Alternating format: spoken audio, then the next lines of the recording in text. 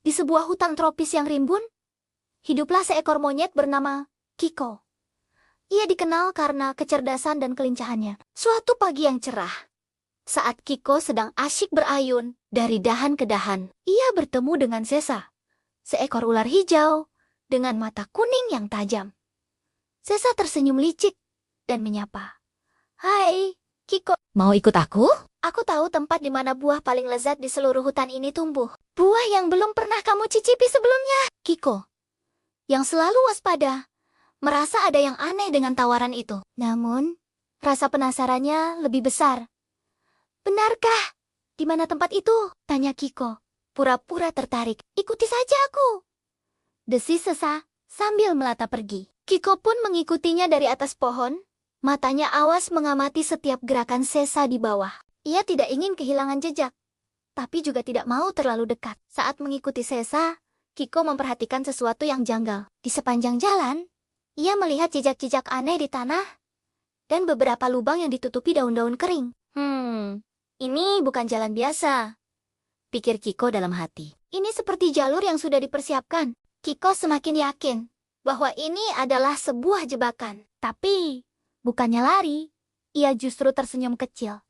Ia punya ide. Mereka akhirnya tiba di sebuah pohon besar yang buahnya memang tampak sangat menggiurkan. Di bawah pohon itu, ada sebuah lubang besar yang tersembunyi dengan sangat rapi. "Nah, Kiko, turunlah. Buahnya ada di sini," seru Sesa dengan penuh semangat palsu. Kiko tahu, jika ia turun, ia akan langsung terperosok ke dalam lubang itu. Tentu saja, Sesa. Tapi, sepertinya lebih seru kalau kita mengambilnya bersama-sama, kata Kiko, sambil meraih sulur tanaman rambat yang kuat. Dengan sekali ayunan lincah, Kiko tidak melompat turun, melainkan berayun tepat di atas lubang. Lalu, dengan gerakan cepat, ia mengikatkan ujung sulur itu pada ekor Sesa yang sedang tidak waspada. "Apa yang kamu lakukan?" Pekik Sesa kaget. Sebelum Sesa sempat bereaksi, Kiko melompat ke dahan di seberang, menarik sulur itu dengan kencang. Sesa pun terangkat ke udara, tergantung tak berdaya di atas jebakannya sendiri. "Tolong, turunkan aku, Kiko," ratap Sesa, malu dan tak bisa berkutik. Kiko tertawa kecil. "Lain kali, jangan coba menipu teman, Sesa."